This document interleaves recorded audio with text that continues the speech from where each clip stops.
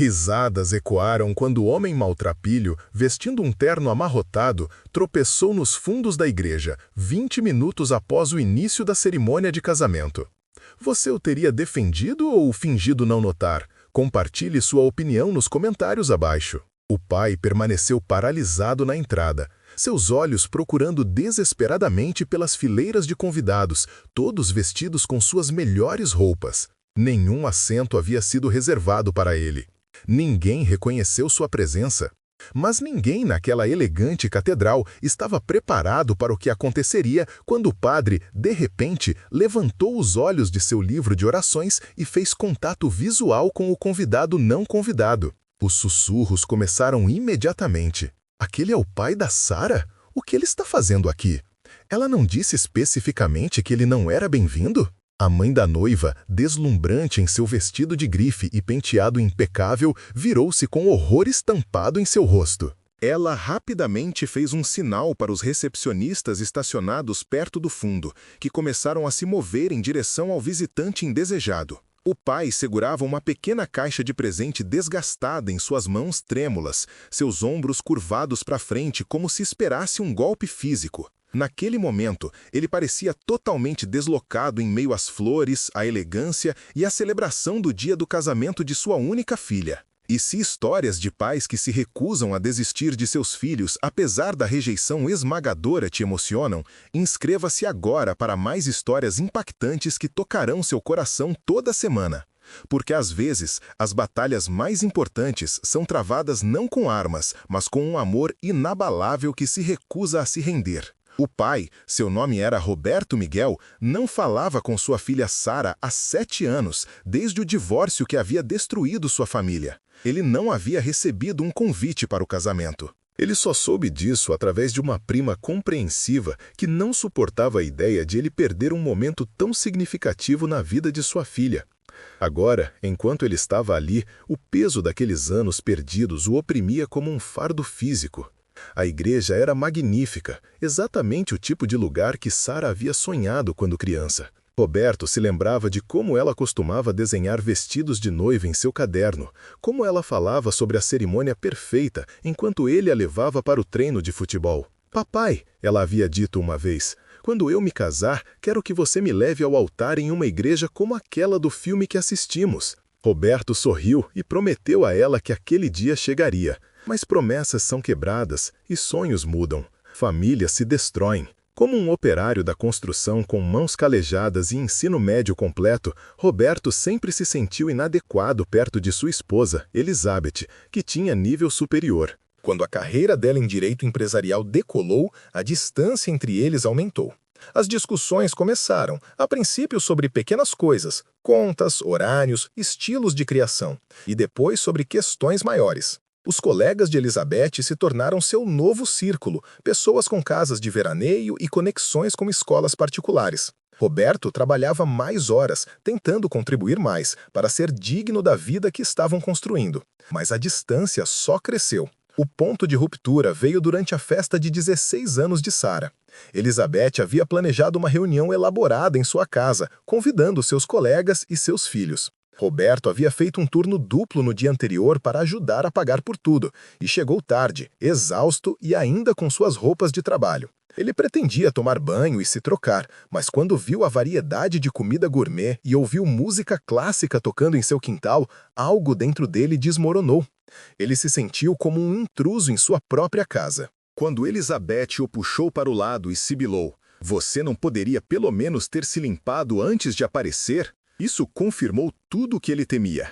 Ele não pertencia mais ao mundo deles. 2 meses depois, Elizabeth pediu o divórcio. Sara, pega entre seus pais, acabou ficando do lado de sua mãe. Como ela não poderia? Sua mãe oferecia estabilidade, conexões, um caminho a seguir. Roberto oferecia visitas de fim de semana em seu pequeno apartamento e sua compreensão limitada do mundo do qual ela queria fazer parte. O acordo de custódia concedeu a Elizabeth a guarda primária, com Roberto vendo Sara a cada 2 fins de semana. Mas até mesmo essas visitas diminuíram à medida que a agenda de Sara se enchia de atividades e compromissos sociais que pareciam calculados para cair em seus fins de semana. A ruptura final veio durante o processo de inscrição de Sara na faculdade. Roberto havia economizado cada centavo que podia para a educação dela, acumulando quase R$ 30.000 ao longo dos anos. Não o suficiente para as universidades de prestígio que ela estava considerando,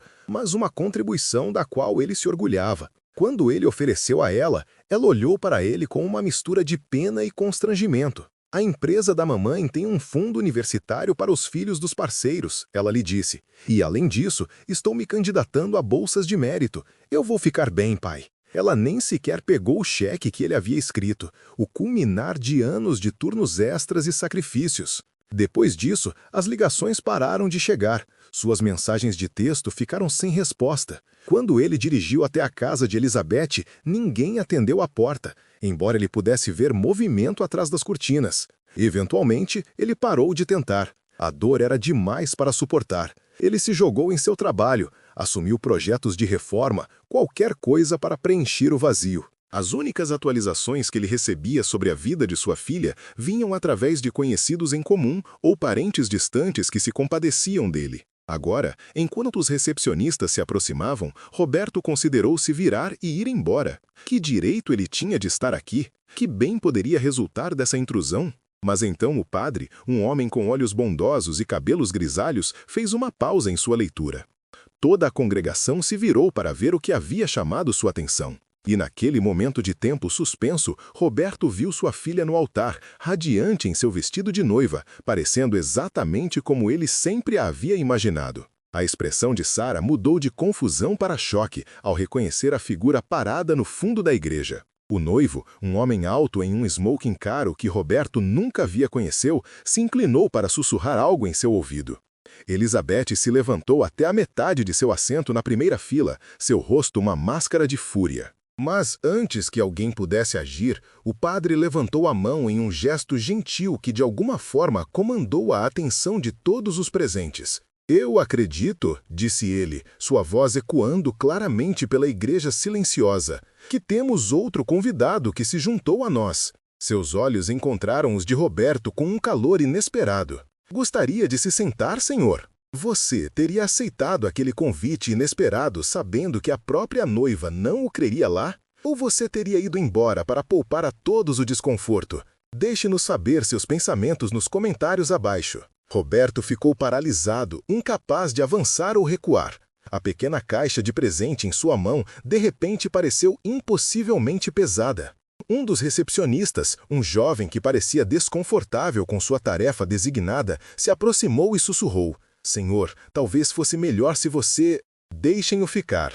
A voz veio do altar, clara e firme. Não foi Sara quem falou, mas seu noivo. Este é um dia de celebração e família. Toda a família. Elizabeth se levantou totalmente agora, sua expressão trovejante. Mateus, você não entende. Ele é o pai da Sara. Mateus interrompeu, sua voz gentil, mas firme. E este é o dia do casamento de sua filha. A igreja ficou em silêncio, uma centena de convidados prendendo a respiração coletivamente. Roberto podia sentir todos os olhos sobre ele, julgando, se perguntando, esperando. O padre olhou entre o altar e o fundo da igreja, sua expressão pensativa. Talvez, ele sugeriu, devêssemos tirar um breve momento para permitir que a família discutisse isso em particular. O que aconteceu em seguida surpreendeu a todos os presentes. Sara, seu vestido de noiva farfalhando suavemente contra o tapete, desceu do altar e começou a caminhar pelo corredor, não em direção à entrada onde seu pai estava, mas para a porta da capela lateral, indicando com um pequeno gesto que sua mãe deveria segui-la. Após um momento de hesitação, Elizabeth se levantou e se juntou à sua filha. O padre acenou para Mateus, que também seguiu para a capela lateral.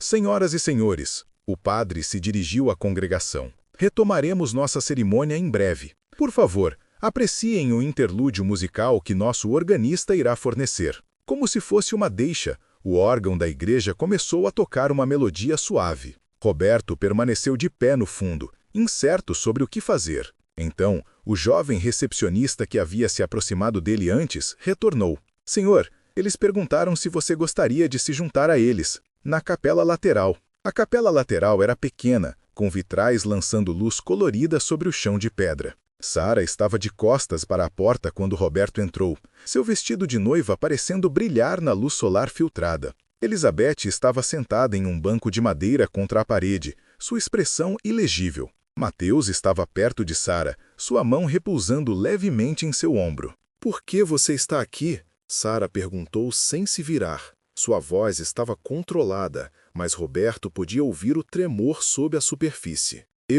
A voz de Roberto falhou. Ele pigarreou e tentou novamente. "Eu soube do casamento. Eu só queria te ver, para te dar isso." Ele estendeu a pequena caixa de presente, embora ninguém se movesse para pegá-la. 7 anos, disse Sara, finalmente se virando para encará-lo. 7 anos sem uma palavra, e você aparece no meu dia do casamento? Roberto sentiu a acusação como um golpe físico. Sem uma palavra? Sara, eu liguei, eu mandei mensagens, eu vim para casa. Você me excluiu. Depois que você nos abandonou, Elizabeth interrompeu, levantando-se do banco. Eu nunca abandonei ninguém, Roberto respondeu, sua voz baixa. Você se divorciou de mim, você tirou minha filha de mim.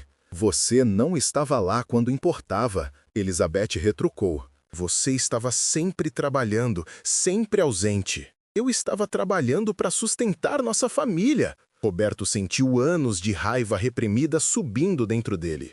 Para pagar pela casa, pelos carros, pelas férias, pelo estilo de vida que você queria. Parem com isso, vocês dois! A voz de Sara cortou a tensão. Este é o meu dia do casamento. Eu não vou deixar que ele seja arruinado pelas mesmas discussões que destruíram nossa família. Mateus, que havia permanecido em silêncio, finalmente falou. Sara, eu acho que nós deveríamos ouvi-lo. Ele veio de tão longe. Sara olhou para seu noivo com surpresa. Você não entende, Mateus. Ele não estava lá, nem para a formatura, nem para a faculdade, nem para nada importante. Roberto sentiu seu coração se partir novamente. Sara, eu tentei estar lá para a formatura. Eles não me deixaram entrar sem um ingresso. Eu fiquei do lado de fora do auditório, ouvindo através das portas. Eu ouvi eles chamarem seu nome. Eu estava tão orgulhoso. Sua voz embargou. Quanto à faculdade, eu dirigi até lá para te visitar 3 vezes.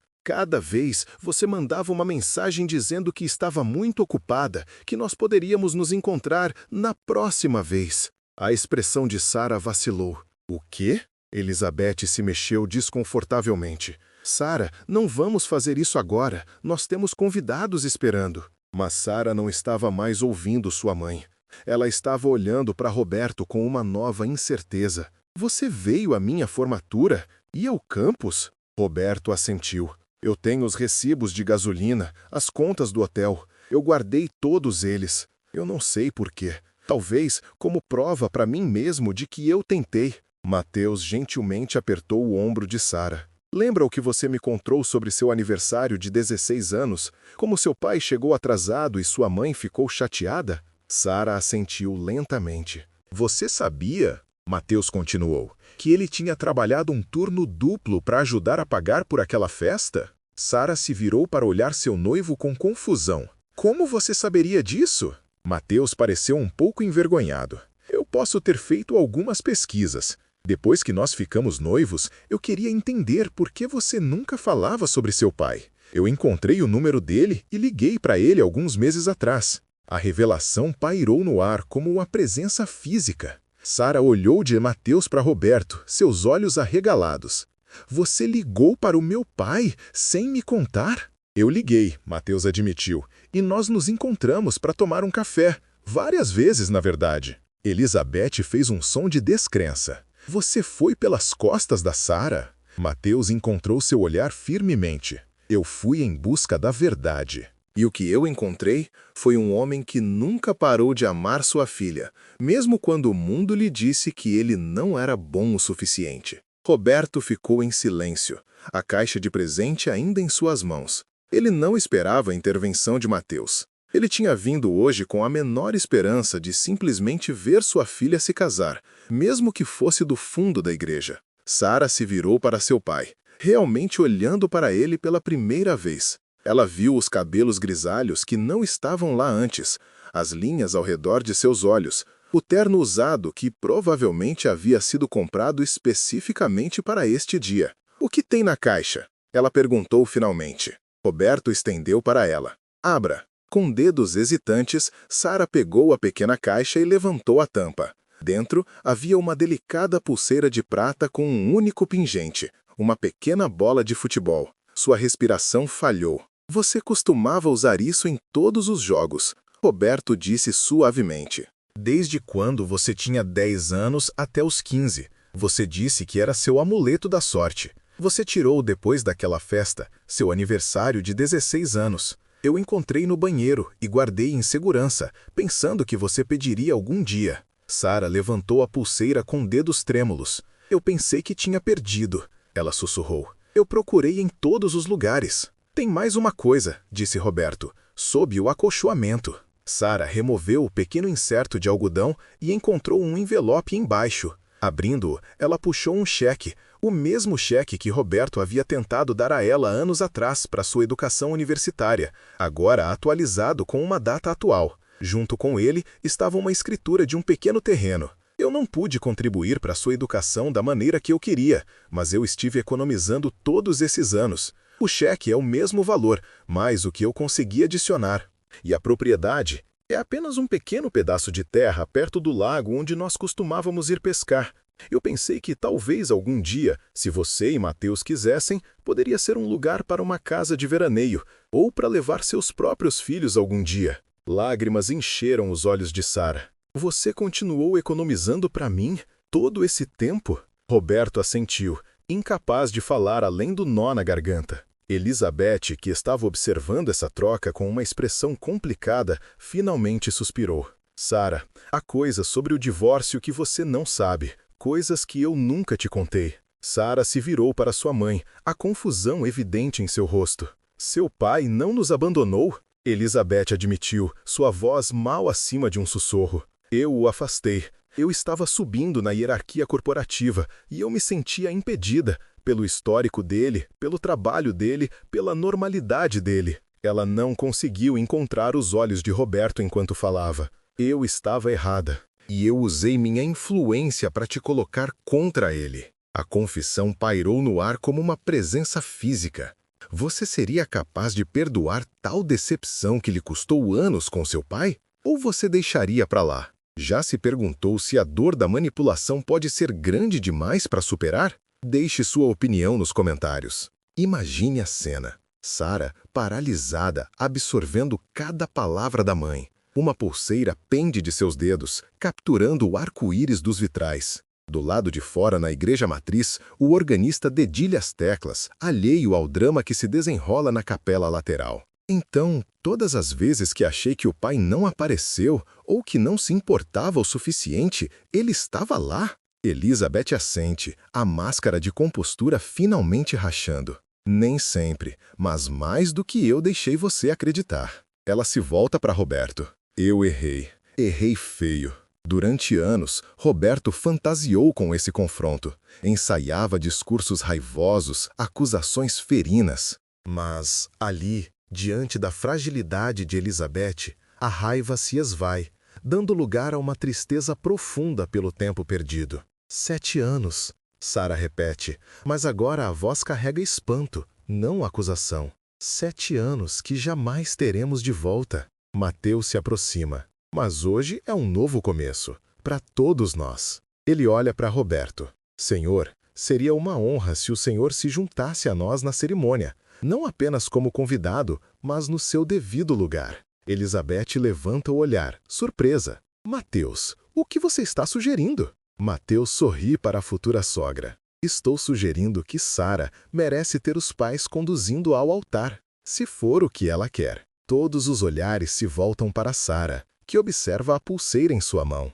O pequeno pingente de bola de futebol capta a luz, uma lembrança de tempos mais simples, de uma infância antes que as complicações da vida adulta fragmentassem sua família como um vaso de murano que se espatifa no chão. Lentamente, ela coloca a pulseira no pulso, onde se acomoda como se nunca tivesse saído dali. Pai, ela diz, a palavra soando estranha e familiar ao mesmo tempo em sua boca. Você me levaria ao altar? Com a mãe? Roberto não consegue falar.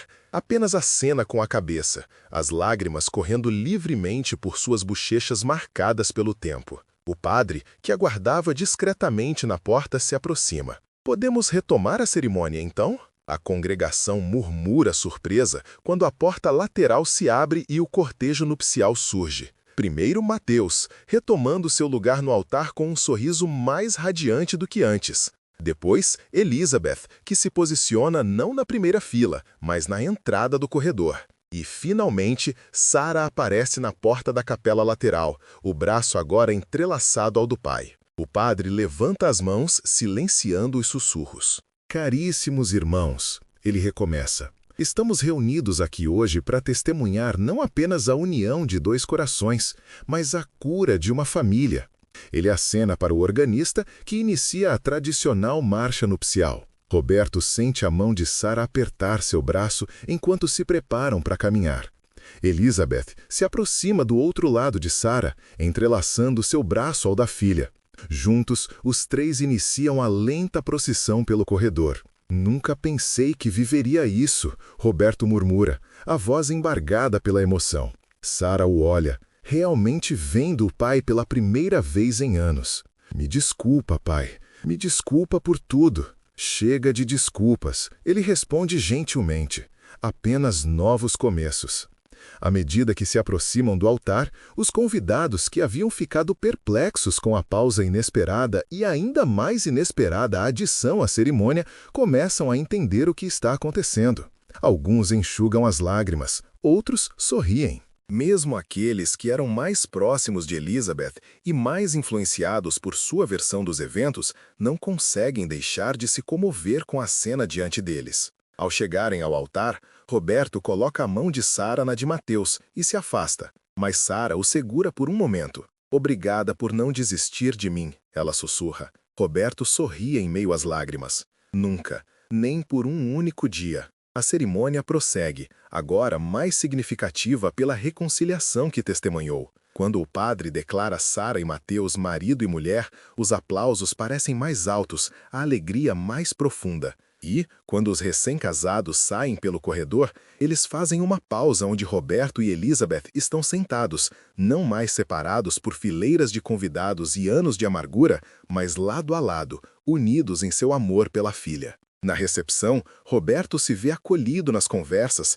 incluído nos brindes, parte da celebração de uma forma que jamais poderia ter imaginado quando tomou a decisão de ir à igreja naquela manhã. A caixa de presente, que parecia tão inadequada, agora está entre os outros presentes, a escritura e o cheque guardados em segurança para o futuro. Conforme a noite avança, o DJ anuncia a dança pai-filha. Roberto, que estava conversando com alguns parentes de Mateus, congela. Ele não esperava por isso, não estava preparado. Mas então Sara está diante dele, com a mão estendida. Pai, ela diz simplesmente, é a nossa dança. A pista se esvazia, enquanto Roberto pega a mão da filha e a conduz ao centro. As notas iniciais de What a Wonderful World enchem o salão. A mesma música que ele costumava tocar para ela quando era pequena. Enquanto começam a se embalar ao som da música, Roberto se vê transportado de volta no tempo, para sessões de dança na sala de estar com uma menininha em seus pés, para os churrascos no quintal, onde ele girava a filha até que ela ficava tonta de tanto rir. Eu escolhi essa música há meses, Sara confessa baixinho enquanto dançam. Eu disse a mim mesma que era porque é um clássico, mas acho que, no fundo, eu ainda estava agarrada a essas lembranças. Eu nunca as deixei ir, Roberto responde. Eram tudo o que eu tinha. Quando a música termina, Roberto se prepara para se afastar, mas Sara segura suas mãos. Eu tenho algo para te contar, ela diz, a voz quase inaudível acima dos aplausos. Algo que só Mateus sabe até agora. Ela se inclina para sussurrar em seu ouvido. Você vai ser avô, daqui a mais ou menos 7 meses. Roberto se afasta, os olhos arregalados em espanto. Sério? Sara acena com a cabeça, o sorriso radiante. Sério? E esse pequeno ou pequena vai precisar do avô para ensinar a pescar naquela propriedade no lago. O DJ está chamando outros casais para se juntarem à pista agora. E Mateus aparece ao lado de Sara, estendendo a mão para o novo sogro. Posso ter esta dança com minha esposa? Ele pergunta com um sorriso. Roberto se afasta, o coração mais cheio do que estava em anos. Ela é toda sua, ele diz. E então acrescenta. Bem, em parte sua. Ela sempre será minha garotinha também.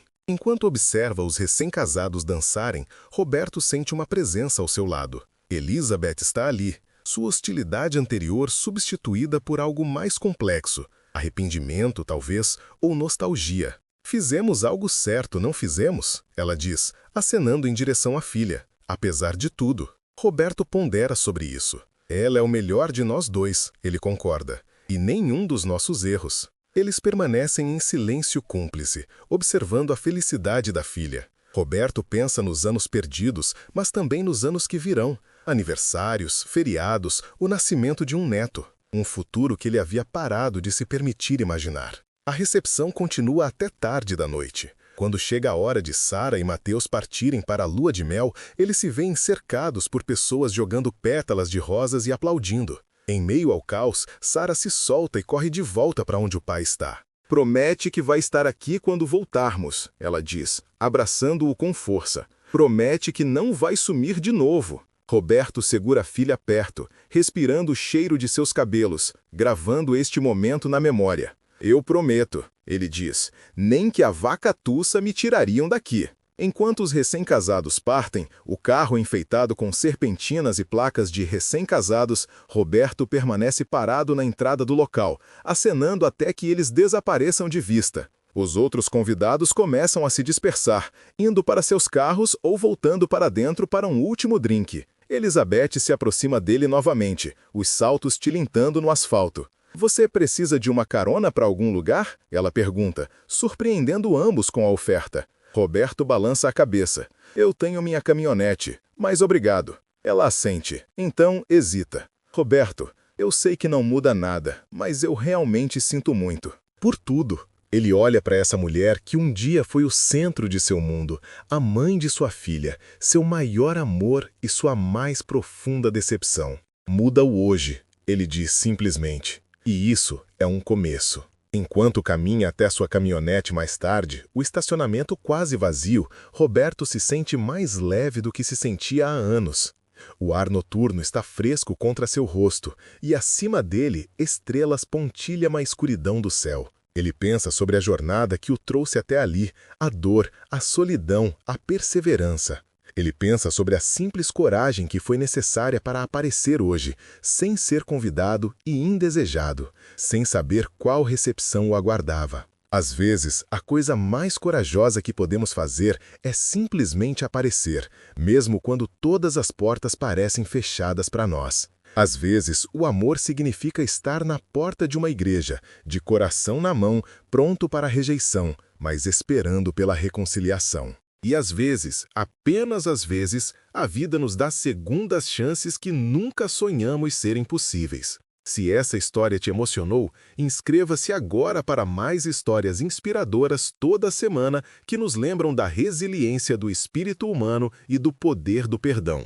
E clique no vídeo na tela para assistir o próximo, com uma reviravolta tão poderosa que você nunca vai esquecer o que significa lutar de verdade por aqueles que você ama, mesmo quando eles esqueceram como amar você de volta. Aproveite e não se esqueça de deixar seu valeu demais como forma de apoio ao canal.